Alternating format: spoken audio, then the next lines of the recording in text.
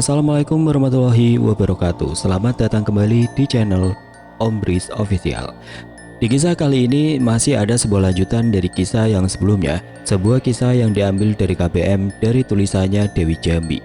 Sebuah kisah yang berjudul Nyai Dewi Serindit. Dan sebelum kita lanjut ke ceritanya, tekan dulu tombol like video ini dan jangan lupa tekan juga tombol subscribe channel ini. Dan nyalakan juga lonceng notifikasinya agar tidak ketinggalan cerita-cerita lainnya dari channel ini. Dan buat teman-teman yang pengen membaca langsung cerita dari koleksinya Dewi Jambi, nanti teman-teman bisa kunjungi linknya yang nanti akan saya sertakan di kolom deskripsi. Dan seperti apa untuk kelanjutan dari kisah ini?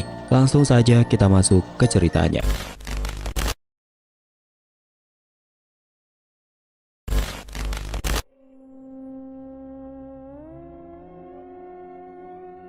Tidak terasa Nyai sudah 1 bulan tinggal di dalam hutan bersama Nek Iro dan si Kumbang, harimau kesayangan Nek Iro.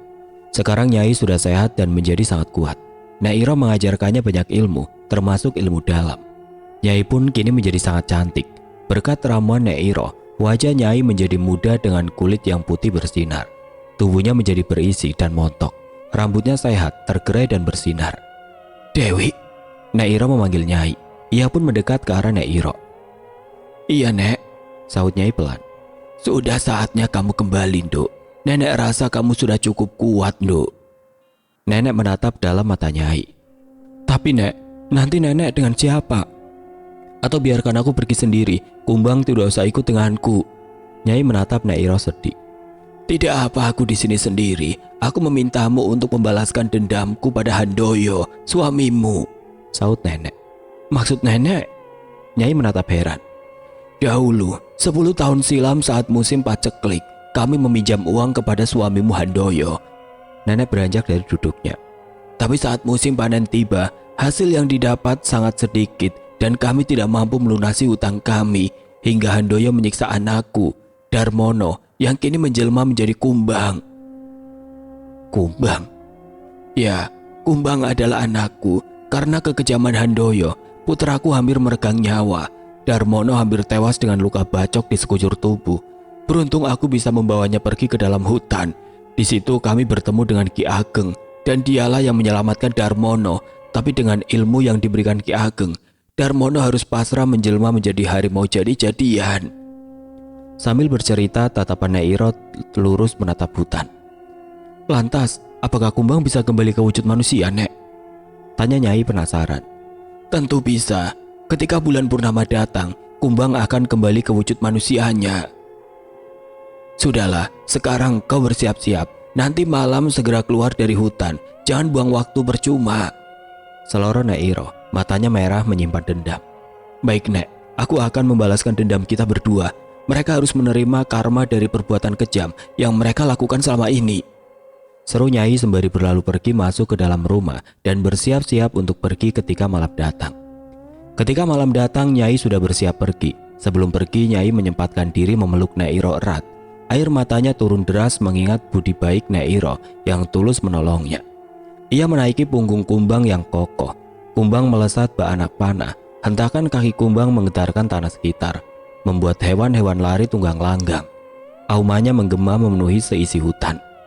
Hanya butuh 1 jam ketika sampai, akhirnya mereka masuk ke kampung warga.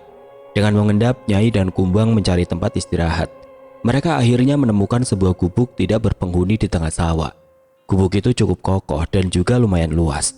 Mereka memutuskan untuk istirahat di sana. Di dalam gubuk tidak terlalu gelap. Sinar bulan masuk melalui celah-celah lubang. Nyai memilih berbaring di samping Kumbang dan memeluknya. Nyai merasa sangat damai bisa tidur di atas bulu Kumbang yang lebat. Mendengar dengkuran Kumbang hingga ia pun terlelap. Nyai tersingkat tatkala tangannya menyentuh sesuatu. Benda itu datar, hangat dan berbulu tipis. Nyai dengan pelan dirasakannya benda itu bergerak naik turun berirama. Seketika ketakutan menyerang. Perlahan ia mulai membuka matanya dalam keremangan. Matanya seolah mau lepas ketika ia melihat sosok di depannya. "Siapa kamu?" tanya Nyai tergagap. Ia beringsut mundur hingga punggungnya menyentuh dinding. "Ini aku, Nyai, si Kumbang," ucapnya memastikan. "Tidak mungkin," ucap Nyai tidak percaya. Ia benar-benar tidak percaya melihat pemuda tampan yang bertelanjang dada di hadapannya. Pemuda dengan kulit putih dan dada bidang yang ditumbuhi bulu tipis. Wajahnya terbilang sangat tampan dan berbadan atletis. Darmono, ucap Nyai lirih. Pemuda itu mengangguk cepat. Ia kemudian membuka pintu. Dari dalam terlihat sinar bulan yang sangat terang. Bulan besar sempurna dengan sinar yang berpendar memecah langit malam yang gelap. Malam ini malam bulan purnama. Setiap malam ini datang, aku akan berubah wujud menjadi manusia hingga bulan purnama berikutnya. Serunya, ia kemudian berjalan mendekati Nyai. Kita bersama akan menuntut balas. Besok kita akan mencari rumah di desa. Kau bisa memperkenalkanku sebagai kakak. Aku yakin Handoyo tidak akan mengenaliku, karena dulu aku sangat hitam dan lusuh. Ia menatap tajam ke arah Nyai. Jarak mereka hanya sejengkal. Nyai menatap dengan jantung yang berdebar kencang. Baru kali ini ia menjumpai lelaki setampan ini. Nyai mengangguk pelan. Darmono seketika bangkit dan berbalik menjauhi Nyai. Ia memilih tidur jauh dari Nyai, sedangkan Nyai kemudian berbaring membelakangi Darmono. Pagi pun tiba. Nyai dan Darmono berjalan beriringan memasuki desa, tempat di mana Nyai dilahirkan. Kenangan pahit dan indah terukir di sana. Nyai sempat ragu tatkala dirinya berpapasan dengan warga sekitar. Ia takut mereka masih mengenalinya. Nyatanya warga yang melihatnya melintas hanya menganga dan larut akan pesona Nyai Dewi yang sangat cantik. Yang wanita pun tidak kalah terpesona dengan ketampanan Darmono. Mereka seperti terhipnotis. Yang sedang berjalan langsung terdiam, yang sedang menampi beras pun seperti menjadi patung. Nyai menghentikan langkahnya ketika bertemu seorang nenek. Ia mendekati si nenek yang sedang menyapu. Permisi Nek, apakah di sini ada rumah yang disewakan? Aku dan kakakku kebetulan baru pindah ke desa ini, ucap Nyai dengan sopan. Kebetulan di gubuk ini nenek tinggal sendiri. Apa kalian mau menyewa di sini? Hitung-hitung untuk jadi teman nenek yang sebatang kara ini, ucap nenek memelas. Baiklah Nek, kami setuju, angguk Nyai cepat. Kalau begitu mari silahkan masuk, ajak nenek dengan senyuman lebar mengembang di wajahnya. Nyai mengedarkan pandangannya. Di gubuk sang nenek, gubuk bambu yang terbilang tua itu masih sangat kokoh dan nyaman ditempati. Nyai merasa sangat nyaman berada di situ, begitupun Darmono. Berita tentang kecantikan Nyai rupanya sampai juga ke telinga Handoyo. Ia sangat penasaran dan ingin segera bertemu dengan Nyai. Sikapnya yang mulai berubah membuat Hartini curiga. Mau kemana kau Mas? Ujar Hartini begitu melihat Handoyo keluar dari dalam kamar dengan pakaian rapi. Ada urusan jual beli tanah, ucapnya sekenanya. Sepagi ini, saut Hartini curiga.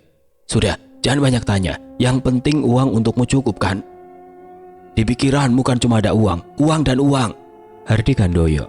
Tapi Mas, belum sempat berucap Handoyo sudah melenggang pergi, membuatnya dongkol setengah mati. Dasar lelaki sialan, umpatnya dalam hati.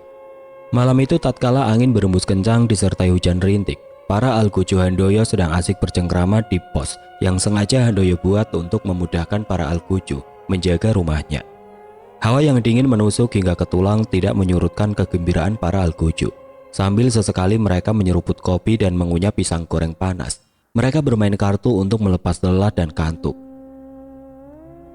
Andai ada gadis cantik pasti lebih asik, seloroh salah satu dari 9 algojo sembari tertawa riang. Mana ada cewek cantik di tengah malam begini? Kalaupun ada, pasti hantu, seru yang lainnya. Ya juga ya, tapi jangan ngomongin hantu, bikin takut. Mana suasana mencekam seperti ini, ucap yang lain mengingatkan. Untuk beberapa detik mereka terdiam. Tengkuk mereka tiba-tiba terasa dingin dan berat. Dari arah luar gerbang terdengar langkah kereta kuda. Mereka bersamaan menatap ke arah luar. Nampak kereta kuda berhenti tepat di luar gerbang. Dari kereta kuda turunlah seorang wanita cantik menggunakan kain batik yang terlilit cantik di pinggangnya. Kebaya motif bunga pink membuat tubuh sintalnya dengan buah dada sebagian menyembul keluar, membuat mata keranjang para algojo berbinar. Mereka seketika mendekat, bak kucing mengendus ikan asin. Gadis cantik melambai manja, membuat jiwa kelelakian mereka meronta. Kulit putih dengan rambut diikat ke belakang. Kain yang menutup di atas paha membuat si burung berontak ingin keluar kandang. Pesona gadis itu sungguh memperdaya mata. Mereka mendekat memastikan jika gadis cantik di hadapannya bukanlah hantu atau demit. Menatap dari ujung kaki hingga ujung rambut. Setelah diyakini itu memang manusia, mereka saling berpandangan. Senyum simpul seperti ada maksud tertentu. Mau cari siapa, Neng? Salah satu dari mereka mulai membuka percakapan. "Maaf, akang-akang ganteng, Neng mau tanya alamat," jawabnya manja. Sengaja memainkan rambutnya yang dikuncir ke belakang, menampakkan lehernya yang putih mulus. "Singgah sebentar mau, Neng," ucap mereka berbarengan. "Sudah larut malam, Kang, tapi jika ada yang berkenan, Neng minta tolong antarkan," pinta si gadis dengan manja. Para algojo berebutan untuk mengantar si gadis misterius. Si gadis memilih 4 orang untuk mengantarnya ke alamat yang dituju. 4 orang itu kemudian naik ke kereta, dan kereta yang dikemudikan seorang pria muda yang sangat tampan mulai melaju pelan. Karena asik mengobrol ngalor ngidul, mereka tidak menyadari jika laju kereta masuk ke dalam hutan. Mereka begitu terpesona dengan kecantikan sang gadis. Mereka baru menyadari tatkala kereta sudah masuk jauh ke dalam hutan, di mana pepohonan rindang berjajar dan suasana amat gelap. Kereta berhenti mendadak, mereka berpandangan heran. "Lah, kenapa kita masuk ke dalam hutan?" Turun kalian," hardik si gadis. Mereka masih kekeh duduk di dalam kereta. Kepala si gadis tiba-tiba menggeleng ke kanan dan ke kiri. Mereka masih menatap penutannya sampai ketika krak, leher itu seperti terpatah.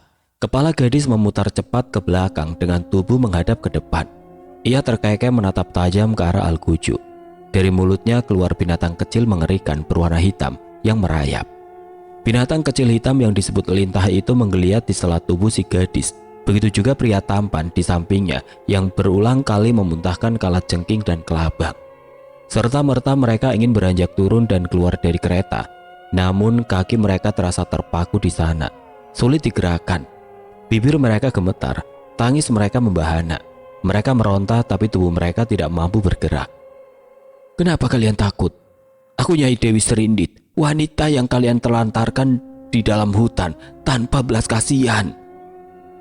Lintah, kelabang dan kalajengking merayap di kaki hingga kepala para algojo. Mereka hanya bisa pasrah dan menatap ngeri binatang kecil melata yang beranjak masuk ke dalam lubang telinga, hidung, dan mulut mereka. Mereka merasa sangat kesakitan ketika binatang-binatang itu dengan ganas berjalan merayap di antara kulit dan tenggorokan mereka. Tubuh mereka bergetar hebat. Kepala gadis yang ternyata nyai itu kembali menghadap ke depan. Kereta kembali berjalan keluar hutan dengan tawa yang membahana. Tubuh keempat algojo diantar ke rumah masing-masing. Tatapan mereka kosong dengan suara yang tercekat. Mereka diletakkan di depan rumah masing-masing dengan tubuh yang masih kaku dan tidak bisa bergerak. Pagi-pagi Handoyo telah dikejutkan dengan sakitnya 4 orang algojo kesayangannya. Ia tidak habis pikir keempat orang penjaganya itu punya sakit yang sama. Ketika ia datang menjenguk, tubuh mereka kaku, membiru, dan perut mereka membusung. Wajah mereka pucat, tatapan kosong dan berbau anyir. Keluarga para algojo mengaku pasrah dengan penyakit tiba-tiba mereka. Handoyo berusaha membawa ahli pengobatan untuk menyembuhkan mereka, namun nihil. 2 hari berikutnya mereka tewas dengan mengeluarkan darah segar di hidung, telinga, dan mulut. Perut mereka berlubang dan keluar binatang kecil merayap keluar. Hingga para pelayat lari ketakutan melihat binatang yang mereka sebut lintah, kelabang, dan kalajengking. Handoyo bergidik ngeri melihat salah satu algojonya yang meregang nyawa di depan mata. Ia pun berlari pergi meninggalkan tempat itu dan berjalan tergesa menuju rumahnya. Brak! Aduh! Tanpa sengaja Handoyo menabrak seorang wanita muda.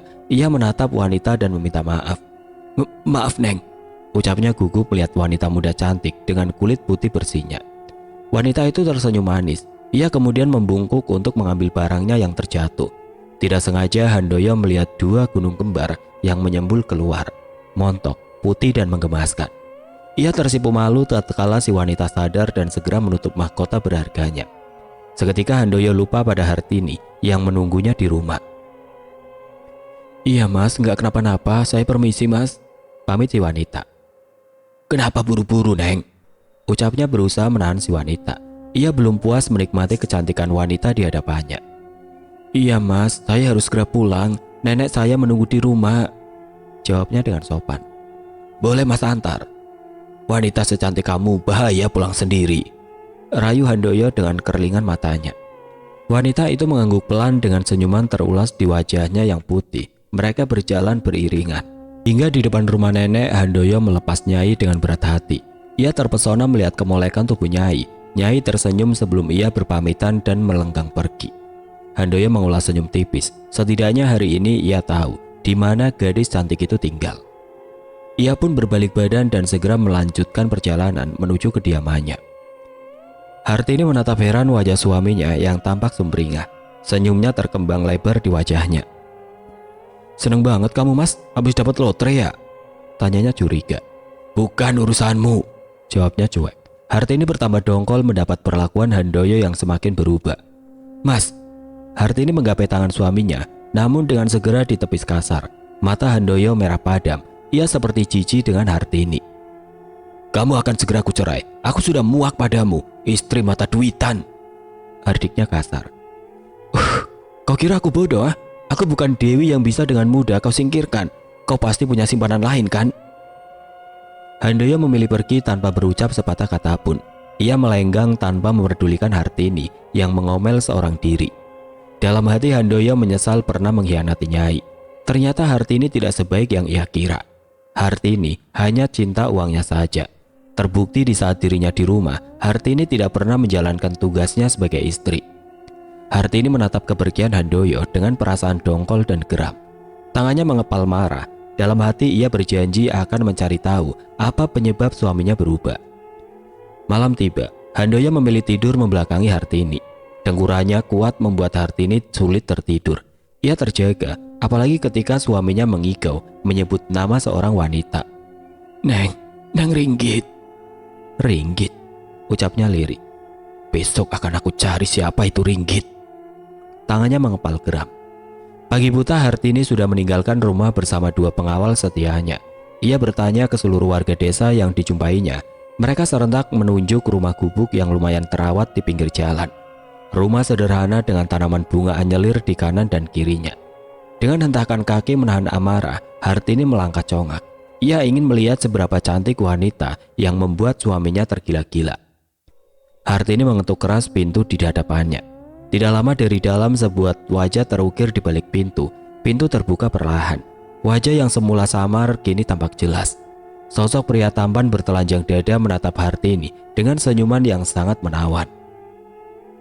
Saat Hartini terdiam dan terpaku, terpesona oleh ketampanan sang pria. Rambut yang tergerai sebatas bahu, hidung mancung, mata coklat dan bibir tipis dengan kulit yang putih, dadanya bidang dan atletis. "Iya nyonya, ada yang bisa saya bantu?" ucap sang pemuda ramah. Saya mau mencari Ringgit." Hartini menundukkan wajahnya malu.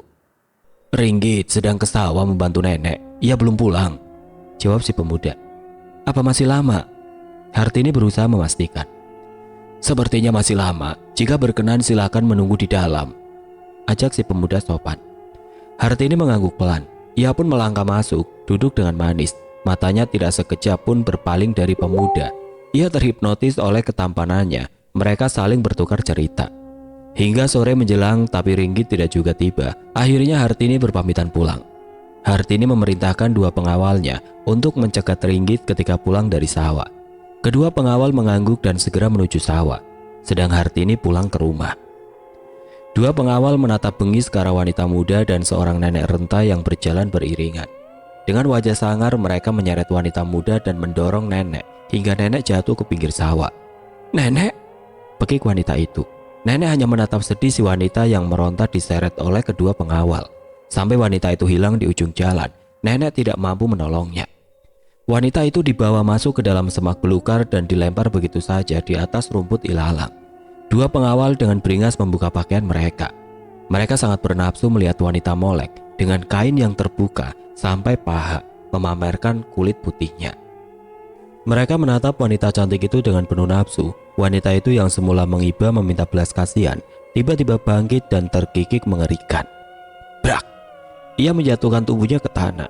Kepalanya memutar ke belakang, merayap dengan mata putih dan lidah yang menjulur keluar. Serta-merta 2 penjaga melonjak ketakutan. Tubuh mereka yang polos berusaha mundur dan menjauh dari wanita mengerikan di depannya. Wanita itu merangkak perlahan dengan tawa yang membahana. Dari mulutnya keluar lintah yang terus-menerus jatuh dan merayap mendekati kedua penjaga. Mereka terus mundur ke belakang menghindari lintah yang berjumlah ratusan dan juga wanita yang merangkak semakin mendekat. Hingga salah satu dari mereka menoleh ke belakang. Tidak jauh dari mereka terdapat jurang yang amat dalam. "Aku mohon, maafkan aku." ucap salah satu dari mereka. Ia tetap melangkah mundur ke belakang dengan kaki gemetar. Jarak antara mereka dan jurang tinggal 100 langkah lagi. Tiba-tiba wanita itu berhenti. Ia kemudian tegak, kepalanya kembali memutar, matanya kembali normal. Lintah menghilang dalam sekejap. Kedua penjaga pun menghentikan langkah mereka. Kalian ingat aku. Aku adalah wanita yang kalian tinggalkan tanpa belas kasihan di dalam hutan. Aku adalah Nyai Dewi Serindit, dan aku akan menuntut balas akan sakit hatiku. Pekiknya membuat dua penjaga bergidik ngeri dan saling berpandangan. Maafkan kami, Nyai.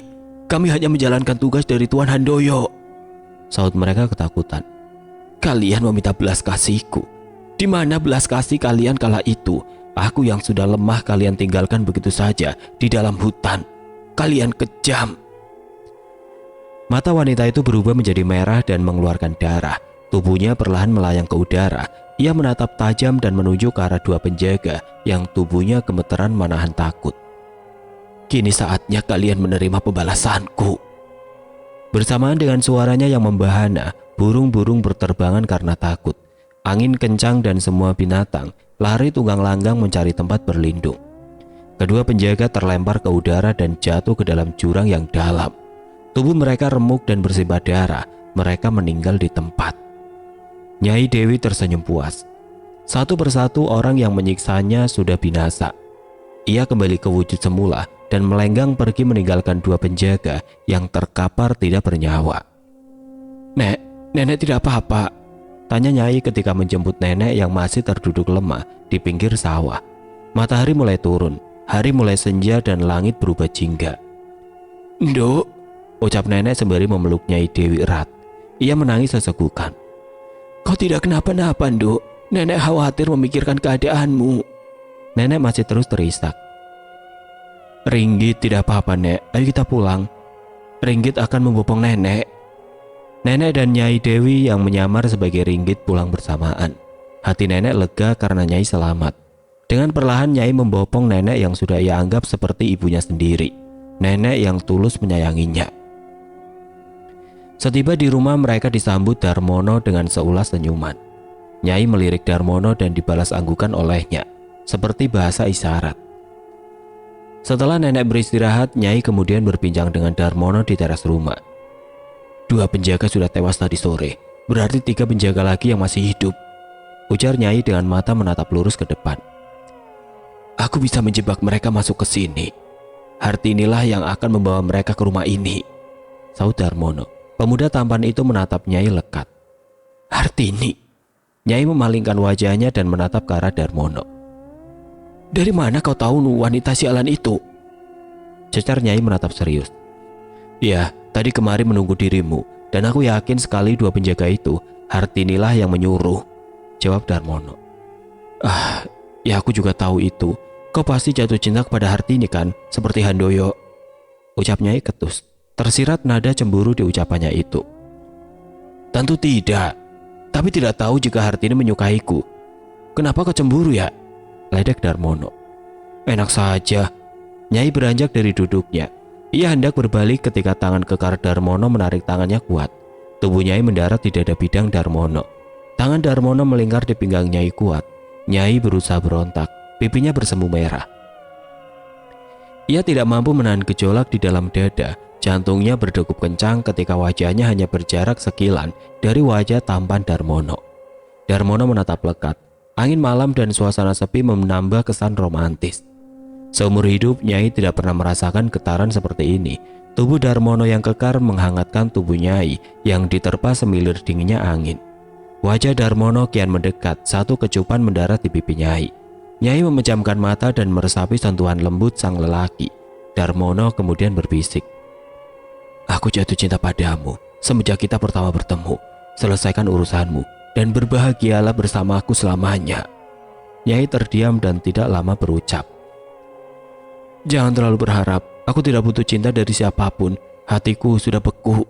Nyai melepaskan pelukan Darmono. Dalam hatinya Nyai sesungguhnya mulai jatuh cinta. Selain tampan, Darmono adalah pemuda yang sangat baik. Ia mampu memperlakukan wanita dengan sopan. Sangat jauh berbeda dengan Handoyo, mantan suaminya. Ia melenggang pergi meninggalkan Darmono di teras. Hatinya pilu. Ia hanya takut untuk jatuh cinta lagi. Sakit yang membekas belum juga hilang. Darmono menatap nanar kepergian Nyai.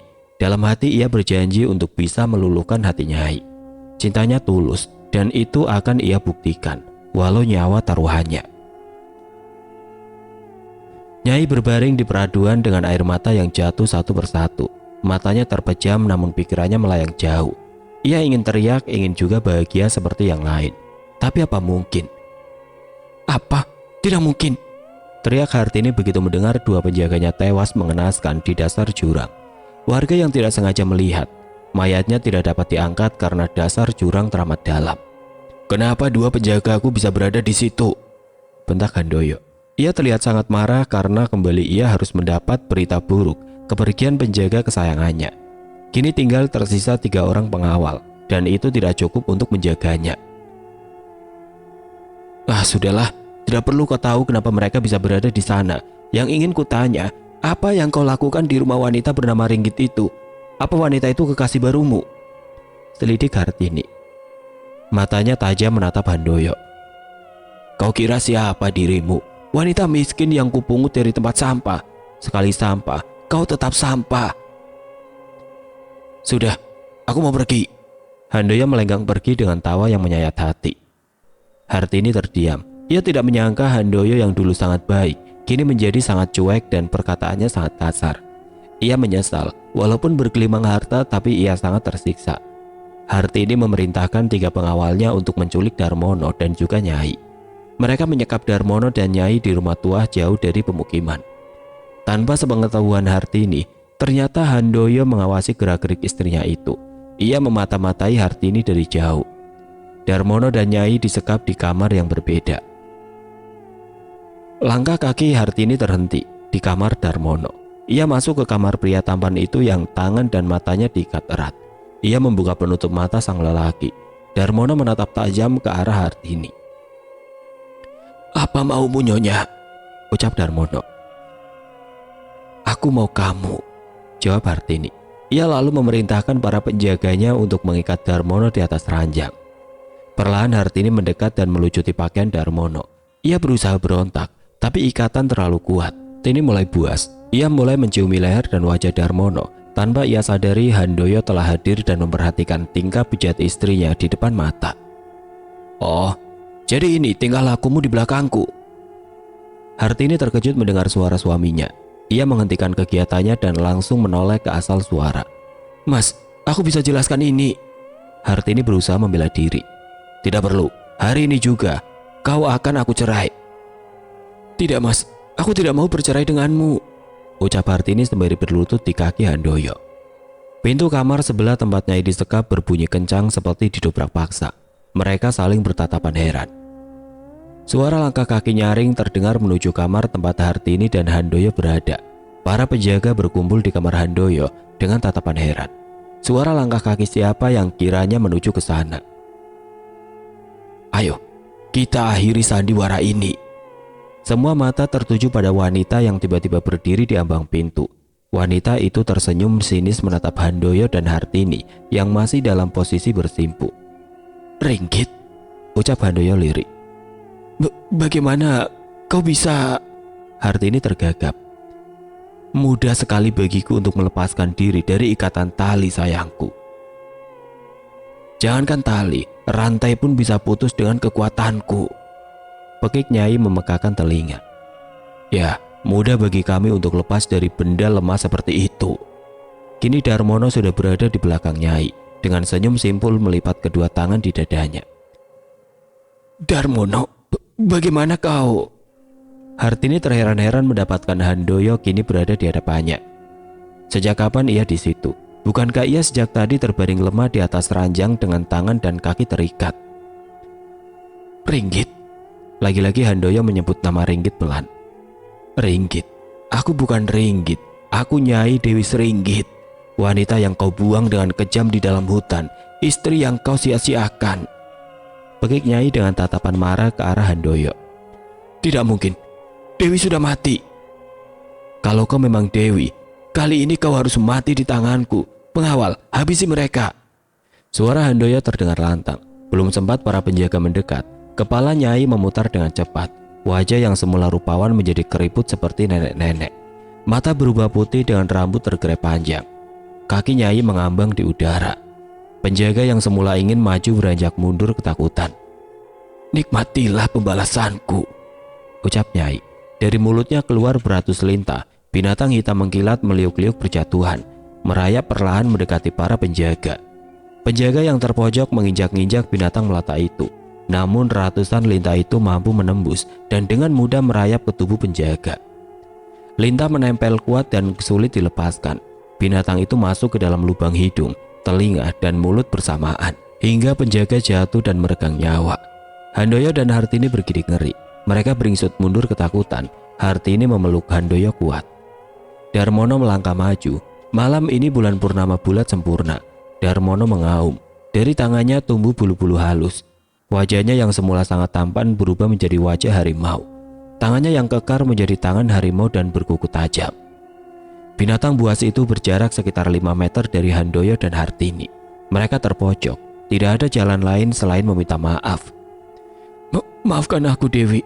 Aku tahu, aku bersalah padamu," ucap Hartini mengibah. Ia melepaskan pelukan dari Handoyo. Ia melangkah mendekati Dewi yang menatapnya penuh amarah. Tanpa mereka sadari, tangan jahil Hartini berhasil mengambil parang panjang milik penjaga yang sudah tewas. "Mudahnya kau meminta maaf, kaulah penyebab penderitaanku," bentak Nyai. "Ya, aku sadar itu," jawab Hartini. Ia semakin mendekat hingga jarak mereka hanya tinggal sekilan. Nyai menatap musuhnya itu dengan jijik. "Aku minta maaf, tapi..." Parang yang dibawa Hartini melesat ke leher Nyai. Dalam sekejap kepala Nyai lepas dengan tubuh yang masih melayang. Parang menebas kepala Nyai Dewi. Kepalanya jatuh ke lantai dengan tubuh yang masih melayang. Darah segar mengucur deras di leher yang terpotong hingga membasahi lantai. "Matilah kau, Nyai sialan, tamat riwayatmu," Hartini tertawa senang. Kumbang mengaum sedih. Dengan lunglai ia mendekati kepala Nyai yang menggelinding tidak jauh dari tempatnya berdiri. Brak! Tubuh Nyai yang melayang jatuh ke lantai. "Hartini, lihat itu!" Handoyo menunjuk tubuh Nyai yang tiba-tiba duduk dengan tangan yang bergerak ke sana kemari, seperti mencari sesuatu. Tubuh tanpa kepala itu terlihat amat mengerikan. Lelaki pengecut itu mundur ke belakang hingga menyentuh dinding. Kumbang yang sedari tadi dekat dengan kepala Nyai menggigit dan membawa kepala itu dekat dengan badannya yang sudah terduduk. Tangan itu segera menggapai kepalanya dan kepala kembali menyambung dengan lehernya. Darah seketika berhenti. Matanya kembali terbuka dengan senyum yang menyeringai menatap Hartini, musuh bebuyutannya. Tubuh itu kembali tegak dengan perkasanya. Hartini menatap penuh kengerian. Tubuhnya gemetar dengan keringat yang mengucur deras. "Kau kira bisa dengan mudah membunuhku, ah? Tidak segampang itu, wanita jalang. Rasakan ini, Hartini. Inilah buah dari kejahatanmu selama ini." Nyai Dewi menyemburkan darah ke arah Hartini. Hartini tidak kuasa mengelak. Darah membasahi wajah dan tubuhnya, menyebabkan sekujur tubuhnya merasa gatal yang teramat sangat. Hartini menggaruk sekuat tenaga hingga tubuhnya luka dan mengeluarkan darah dan nanah segar. Hartini menatap Handoyo meminta pertolongan, tapi lelaki itu hanya diam mematung tanpa berbuat apapun. "Tolong aku, Mas, bawa aku pergi dari sini," ucap Hartini mengibah. Hartini terus menggaruk hingga luka di sekujur tubuhnya. "Mana mau lelaki pengecut itu menolongmu. Lebih baik kalian mati bersama-sama agar hidup kalian bahagia di sana," ucap Nyai dengan senyuman yang khas. Kumbang hanya menatap. Ia tidak berani ikut campur. Ini bukan urusannya. Nyailah yang pantas menuntut balas akan sakit hatinya. Kembali dari mulut Nyai keluar binatang-binatang menyeramkan merayap cepat. Lintah, kelabang dan kalajengking merayap mendekati Hartini dan Handoyo. Hartini berusaha menghindar namun naas. Binatang itu lebih cepat dari perkiraannya. Ia harus pasrah ketika binatang itu merayap memasuki lubang hidung, telinga dan mulutnya. Hartini menggelepar di lantai menahan sakit yang teramat sangat. Binatang itu mencabik-cabik organ dalam dan menghancurkannya. Tidak menunggu lama ia pun tewas dengan mata yang melotot, mulutnya menganga. Handoyo menatap ngeri binatang hitam yang disebut Lintah merayap mendekatinya. Ia menatap Nyai dengan tatapan mengibah, mengharap Nyai mau memaafkannya. "Maafkan, Mas. Mas salah. Mas mohon," pintanya berurai air mata. Nyai hanya menatap dengan senyuman sinis tanpa mau menjawab. Ia ingin melihat kematian tragis mantan suaminya yang tega menyiksa dan membuangnya. Lintah semakin mendekat dan merayap. Walaupun Handoyo berusaha keras menginjak dan menyingkirkan binatang jelata yang menjijikan itu, tangannya mengibas-ngibas, namun binatang itu tetap lengket dan terus menggigit Handoyo kuat. Mereka menghisap darah Handoyo hingga Handoyo pucat kehabisan darah. Sebagian lagi masuk melalui mulut dan telinga. Handoyo hanya bisa pasrah ketika binatang itu dengan buas mencabik isi perutnya. Nyai Dewi menatap puas kematian Handoyo di depan matanya. Tiada iba, ia lega karena dendamnya sudah terbalas. Nyai menatap Kumbang. Kumbang mendekat dan tangan Nyai. Ia kemudian naik ke punggung Kumbang seraya berbisik. Ayo, kita pulang sayang. Kita akan bahagia tanpa menyakiti orang lain lagi. Kumbang mengangguk. Ia pun melesat meninggalkan rumah tua yang penuh dengan bangkai orang-orang jahat dan licik, tanpa ingin memandang ke belakang. Terang bulan purnama menemani perjalanan Nyai dan Kumbang kembali pulang ke dalam hutan. Sinar bulan yang berpendar menerpa dedaunan di hutan, menambah suasana romantis. Nyai memeluk Kumbang dengan erat. Ia merasakan kehangatan yang tiada tara. Ia menyadari arti cinta sesungguhnya dari sosok Darmono yang bersarang di tubuh Kumbang. Nyai disambut gembira dengan Nyai Iroh. Pelukan erat diterimanya sebagai bentuk kebahagiaan. Dendam Nyai Iroh telah terbalas. Begitupun Nyai. Nek, ada yang ingin aku sampaikan. Kuharap nenek tidaklah marah. Nyai menatap Nyai Iroh lekat. Ada apa, Nduk? Sepertinya sangatlah serius. Nyai Iroh balik menatap heran. Aku mencintai Darmono, Nek. Baru kali ini aku merasakan cinta yang tulus dari seorang pria. Nyai menunduk, menyembunyikan pipinya yang bersemu malu. Nenek mendekat dan tersenyum penuh arti. Ia menyentuh dahi Nyai. Pandangan Nyai lurus menatap Nyai Iroh. Kalau begitu kau harus memanggilku emak. Aku tidak mungkin memisahkan kalian karena kalian saling mencintai. Aku merestui kalian, ucap emak penuh haru. Tapi mak, apa kami bisa bersatu? Bagaimana dengan ilmu hitam yang kini membelung kuku, mak? Nyai menutup kedua matanya. Jika kau ingin bersamanya, kau harus sabar menunggunya hingga bulan purnama tiba. Sayangnya, ilmu itu sudah merasuk ke dalam tubuhmu, sama seperti Darmono. Kau harus tinggal di dalam hutan selamanya, agar kau tidak menyakiti orang lain lagi, ucap emak panjang lebar. Iya mak, aku mau. Aku juga tidak ingin menyakiti orang lain lagi. Bulan purnama berikutnya pun tiba. Nyai sudah berdandan secantik mungkin untuk bertemu pujaan hatinya, Darmono. Nyai menatap kedatangan Darmono dengan sukacita. Nampak jelas di raut wajahnya yang merah merona. Darmono yang semakin tampan memeluk Nyai dengan sangat erat. Ia begitu bahagia, cintanya disambut dengan tangan terbuka.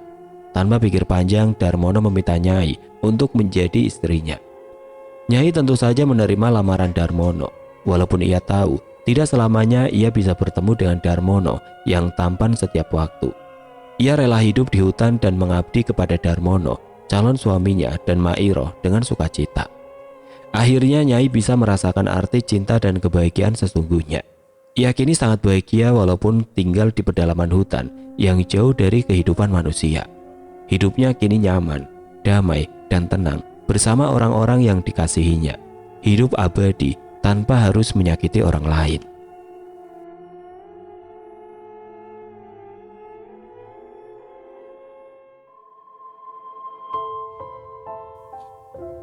Oke teman-teman, sekian untuk kisah kali ini. Bagaimana menurut kalian tentang kisah ini? Tulis komentar kalian di kolom komentar. Dan buat teman-teman yang baru bergabung, jangan lupa untuk like, komen, share, serta subscribe channel ini. Dan jangan lupa nyalakan juga lonceng notifikasinya agar tidak ketinggalan cerita-cerita lainnya dari channel ini. Dan akhir kata, wassalamualaikum warahmatullahi wabarakatuh.